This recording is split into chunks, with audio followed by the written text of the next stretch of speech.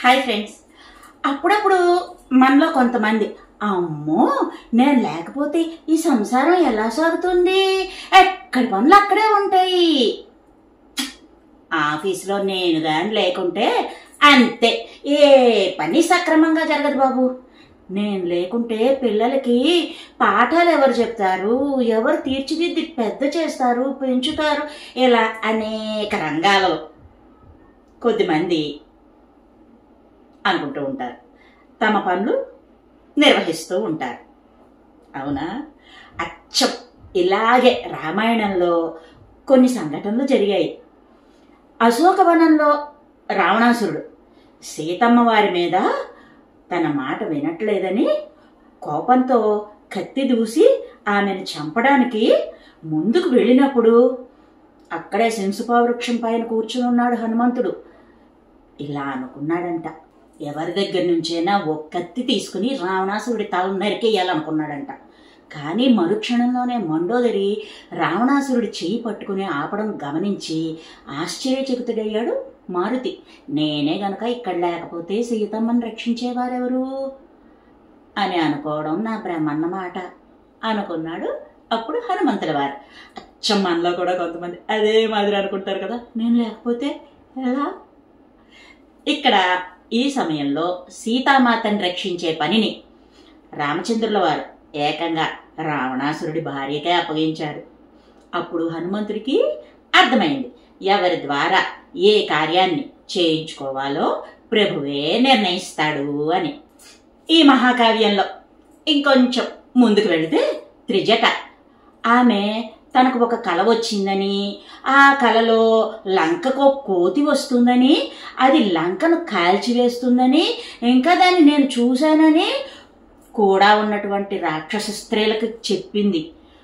అయితే హనుమంతుడికి ఈ విషయం చాలా ఆశ్చర్యం అనిపించింది. ఎందుకంటే రామచంద్రుడు తనకి సీతను చూసి రమ్మని మాత్రమే చెప్పాడు, లంకను కాల్చి రమ్మని చెప్పలేదు. తాను లంకను కాల్చడం ఎలా సాధ్యం అని మనసులో అనుకున్నాడు. త్రిజట తాను స్వప్నంలో చూశాను అని చెప్పిన విషయం హనుమంతుని ధర్మ సంకటంలో పడవేసింది. ఇప్పుడు తను ఏం చేయాలి? సరే సరే, ప్రభువు ఇచ్చ ఎలా ఉంటే అలా జరుగుతుంది అని ఫైనల్గా అనుకున్నాడు హనుమంతుల వారు.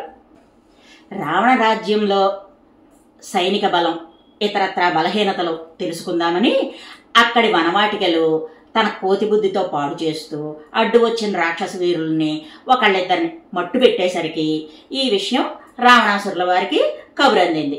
ఆయన బంధించి తీసుకురమ్మన్నారు.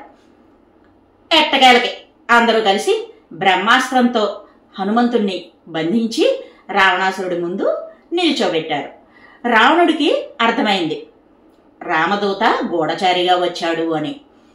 అంతమొందిద్దాం అనుకున్నాడు. అంతే ఆ సమయంలో విభీషణుల వారు వచ్చి, అన్నా దూతని చంపడం నీతి కాదు అని రావణాసురుణ్ణి వారించాడు. ఆ ప్రయత్నం విరమించుకునేలా చేశాడు. అప్పుడు హనుమంతుల వారికి అర్థమైన విషయం ఏమిటంటే, తనని రక్షించడానికి ఆ భారం ప్రభు విభీషణునిపై ఉంచాడు అని. ఆశ్చర్యానికి పరాకాష్ట ఎక్కడంటే, విభీషణుడు ఆ మాట చెప్పగానే రావణాసురుడు ఒప్పుకున్నాడు. ఓకే ఓకే, ఈ కోతిని చంపొద్దు, కోతులకు వాటి తోక అంటే భలే ఇష్టం, ఈ కోతి తోకకి నిప్పెట్టండి అని ఆదేశించాడు. హనుమంతుల వారికి ఇంకొంత వివరంగా అర్థమైంది, త్రిజట స్వప్నం నిజం కాబోతోంది అని.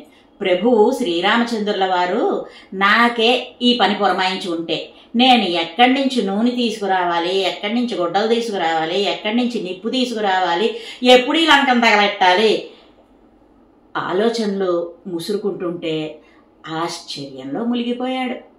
పరమాశ్చర్యం ఏమిటంటే వీటన్నింటికి ఏర్పాట్లు స్వయంగా రావణాసురుడే చేయించాడు. అంటే తను అనుకున్న పనిని శ్రీరామచంద్రుడు తన శత్రువైన రావణాసురుడితో కూడా చేయించేసుకోగలిగాడన్నమాట.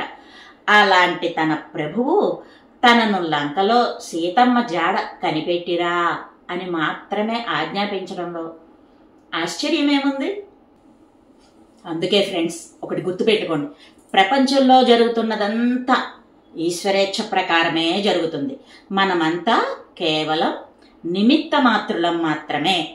అందువల్ల నేను లేకపోతే ఏమవుతుందో అన్న భ్రమలో ఎప్పుడు పడవద్దు, బెంగ అస్సలు పెట్టుకోవద్దు.